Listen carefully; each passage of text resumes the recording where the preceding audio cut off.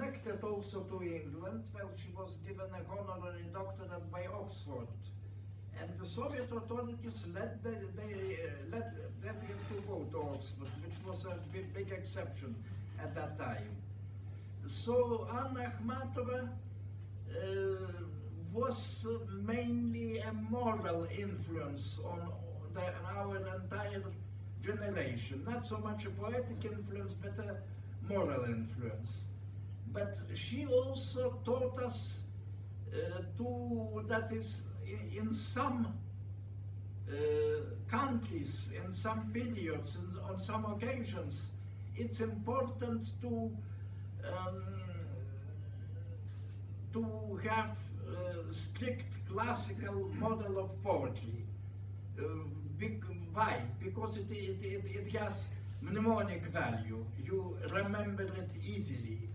So she wrote a book of poems, a short book, with the title Requiem, about Stalin's victims during the period of Stalin's terror. The book was written at that time, and of course Akhmatova would be murdered immediately if the poems reached the authorities. So she wrote them on paper. Then she asked 14 of her friends to learn those poems by heart. So it was easier, much easier to learn it by heart, because they were written in strict classical metrics and rhymed. If it were in vers libre, in free verse, it would be much more difficult. Then she burned all the manuscripts, typescripts, and the poems remained for 20 or more years only in the brains of her friends and of Akhmatova herself. After 20 years, they were written down once more. The times have changed, and the book was published abroad, I think first in Germany, then in the United States, the Requiem, but it leaked into the Soviet Union.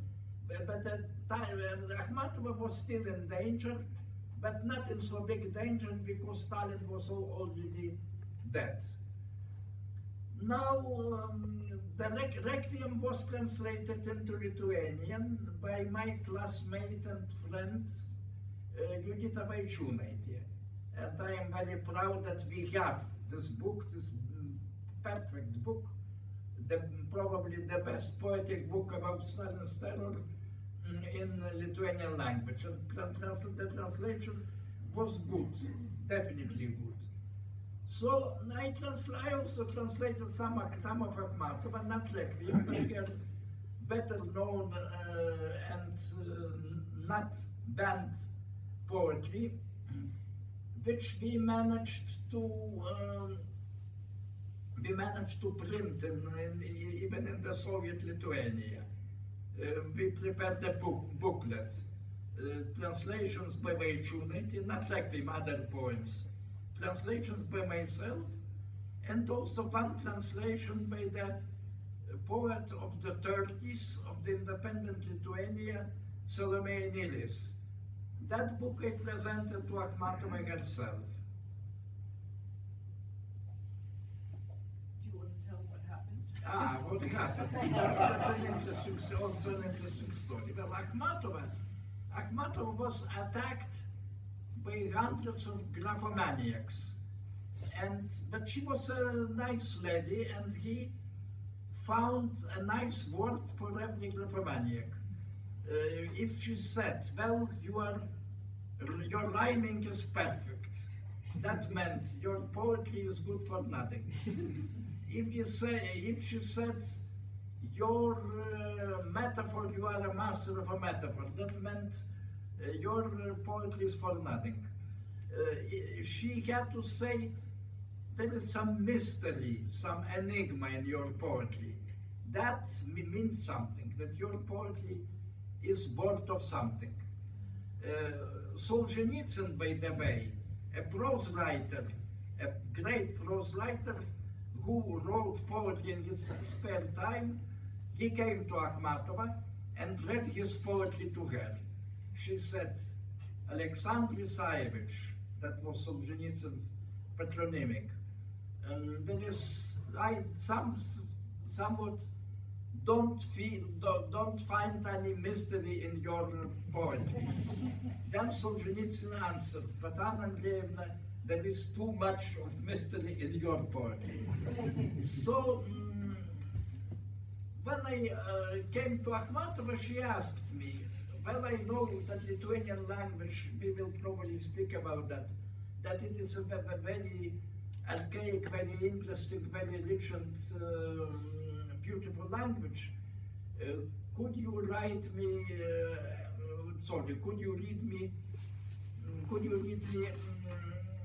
at least one of my poems in Lithuanian? I read. She said, well, the intonation is there. That meant that the translation is good for nothing. I thought about committing suicide, but happily, Koma Ivanov came to Akhmatova immediately after my humble person. Koma Ivanov was her close friend, a great scholar who knew 50 languages, including Hittite, including Ainu, including well everything. And he knew Lithuanian as well as myself. He spoke Lithuanian as well as myself. He looked into the translations and said, well, Anna Andreevna, it's not too bad, not too bad. Then she called me by phone and said, now I know that there is some mystery in your translation. Please come to my flat, we can talk about everything. I came to her flat and I met her probably 15 or more times in my life and we talked about everything. I wrote memoirs about that. So that was the story about Akhmatova. I'd like to now turn briefly to some of your human rights work, which we haven't talked about. And for those who would need a little bit of background, a lot of young people at the moment are wondering how they can support democracy throughout Europe and in the United States as well, and other places. And very briefly, in 1975, the Helsinki Accords were signed by 35 nations, which stabilized the post-war boundaries of Eastern Europe. Some felt this was an abandonment of Eastern Europe. However, there was a very famous Article 7 in the Helsinki Accords that bound the Soviet Union to respect for human rights and fundamental freedoms. And after a bit of time, young people realized that by forming groups to monitor human rights abuses in the Soviet Union could help to bring about change. And Thomas, you were one of the 5 founding members of the Lithuanian Helsinki group, and I wanted you to just speak a little bit about that experience. Well, this is an interesting experience. So Lithuania was occupied by the Soviet Union and annexed to it in 1940, but it never agreed to it. Well, maybe it's incorrect to say something like I am going to say in the capital of England, but the situation of Lithuania versus Russia was a bit similar to Irish situation versus England. They never agreed to the occupation and they always were rebellious. Lithuanians as well. Probably more than Latvians and Estonians or Georgians or Armenians, although those nations also were rebellious enough. So there were lots of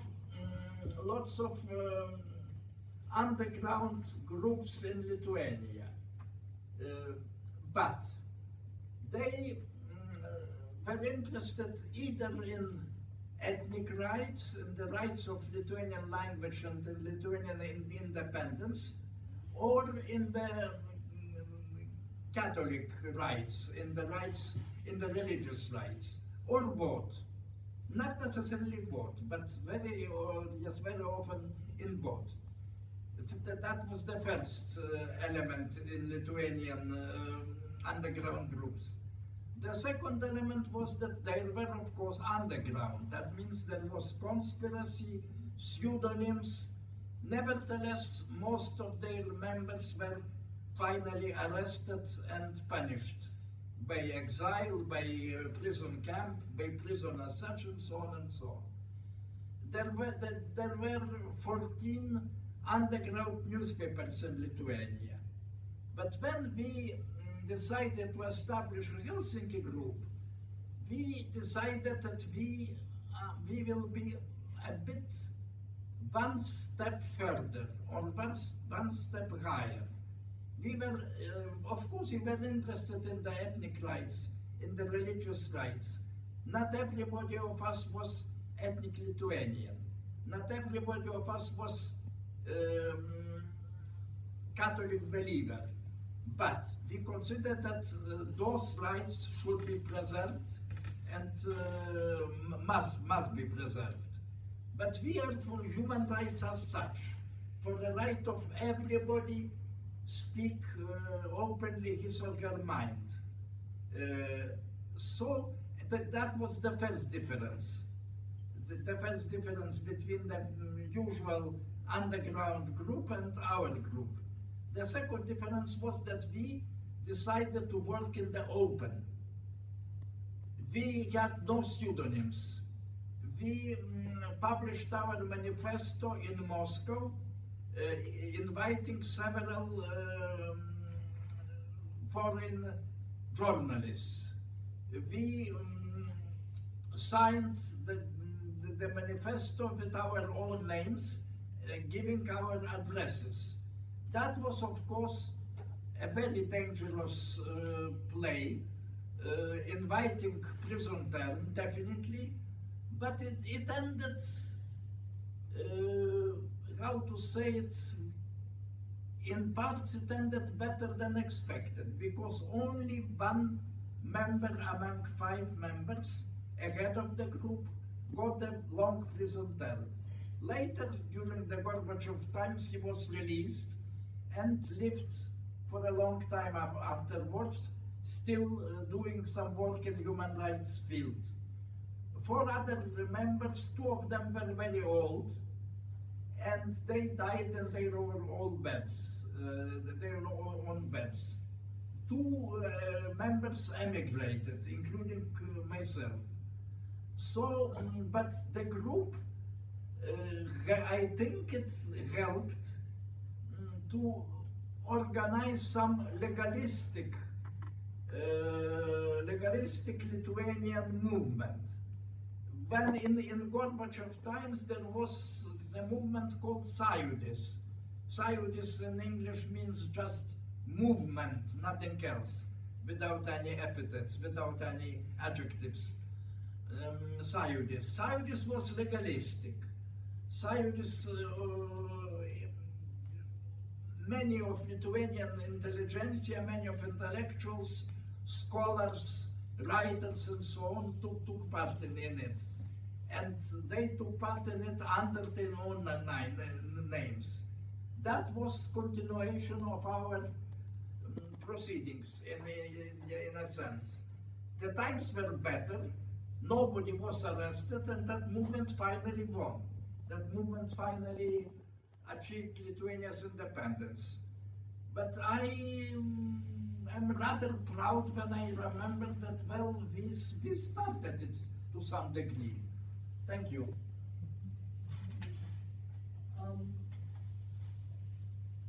In fact, Thomas is being modest because the decision for him to leave Lithuania was also made at the highest levels. Yuri Andropov himself, chairman of the KGB, signed an order saying these people should leave and that the long term of these persons would be determined by their behavior abroad. Nevertheless, Thomas continued to speak out about human rights testimony in the United States. During your lifetime, Thomas, you have witnessed the Second World War as a child, the imposition of Stalinism on Eastern Europe, the fall of the Berlin Wall, the breakup of the USSR, as well as the regained sovereignty of Lithuania and the Baltic states. Over the last 30 years, however, we have witnessed a regression of democracy worldwide, not just in Eastern Europe. Could you share some thoughts on this, a small question, could you share some thoughts on the arc of the last 30 years? Well, now the situation is extremely bad. I even would say that it is worse than in the Soviet times.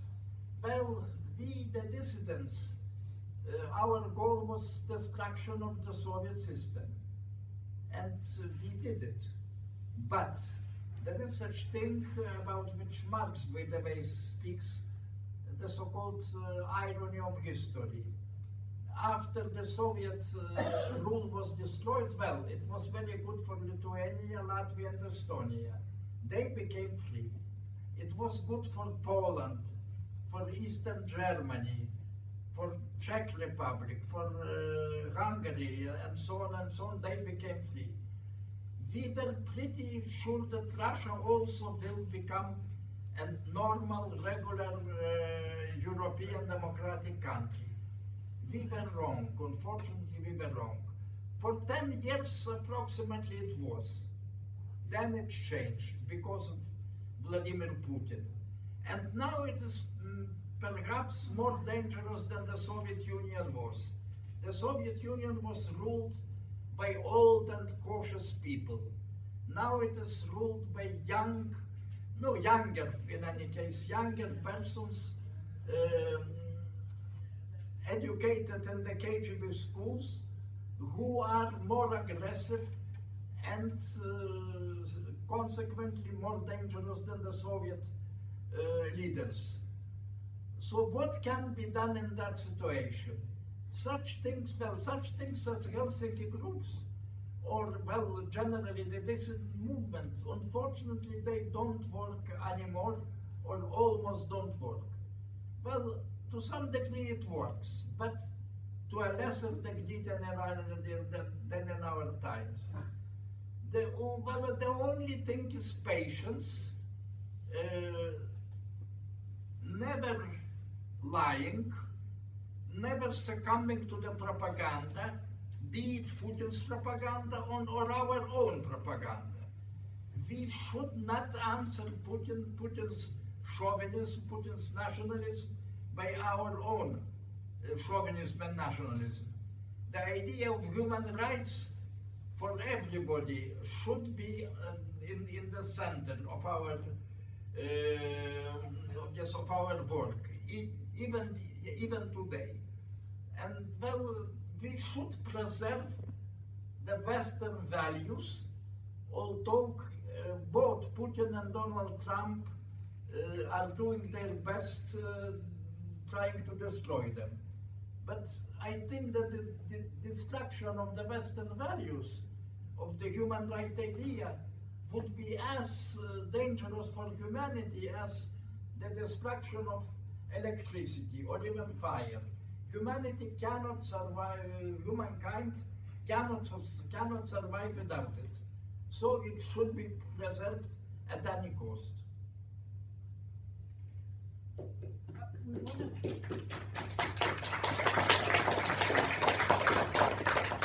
We want to leave time for any questions from the audience. Just a final question. We wanted to speak something specifically about Lithuania. Lithuania today is a vibrant democracy with a robust culture and language.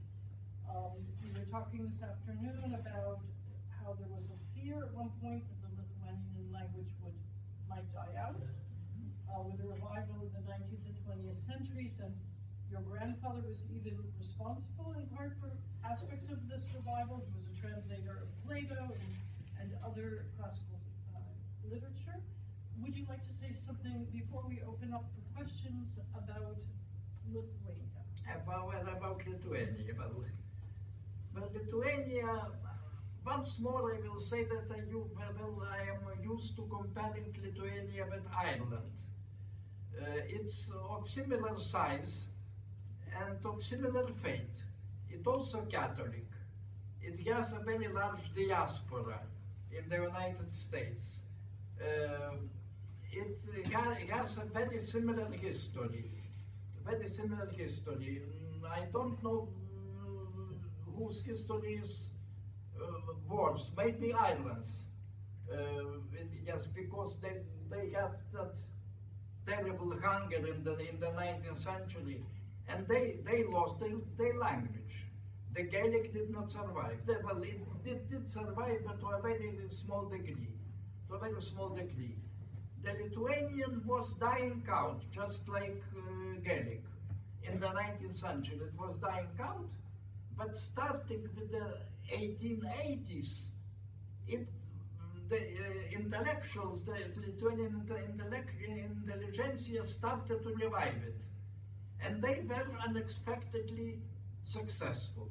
They revived the language, and now 3 million of people in Lithuania speak Lithuanian as their first, and quite often as their only language. We have a large literature. We have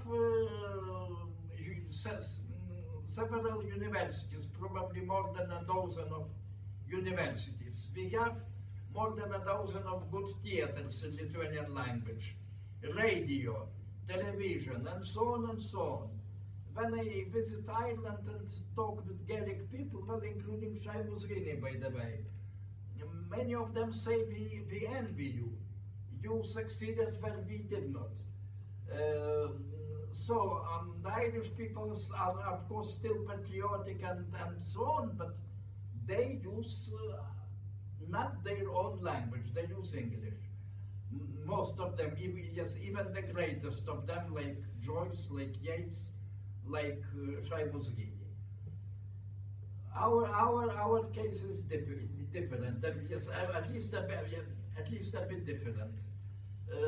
When Lithuania became independent in the year 1990, I was pretty afraid that it will either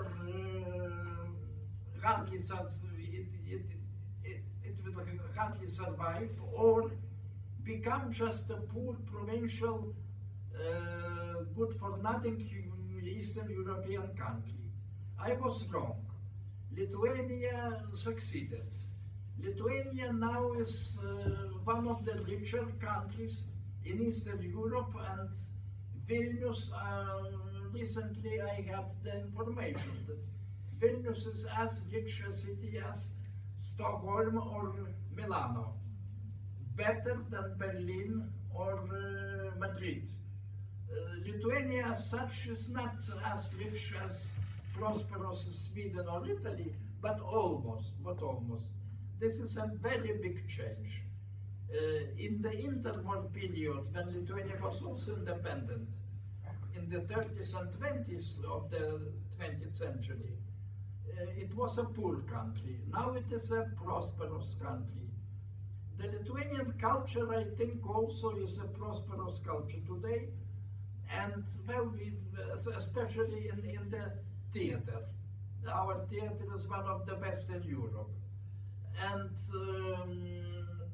that was also not the case between the wars. So, well, of course we are in danger because Putin is next door, Caligula is at the gates, but let's hope. And in any case, if anything happens, we will defend ourselves just like Ukrainians do. But God forbid, of course. Now, what else? Well, the only thing which I am afraid of, I'm a bit frightened speaking about Lithuania is the radical rightist movements. Which are not necessary for Lithuania. They don't help to educate a more patriotic people, and they are provocative and they simply continue Putin's line, although they may make it anti-Putin line, but it is the same ideology. When Putin writes Russian, we write Lithuanian, and we think it's enough. It is not enough. It is wrong, I believe. Once more, I will repeat: not the chauvinism, but the human rights must be at the center of our of our enterprises, so to speak. Thank you. Well, sorry. I am a bit tired now, and my English goes worse, but I hope it's still understandable. I hope so.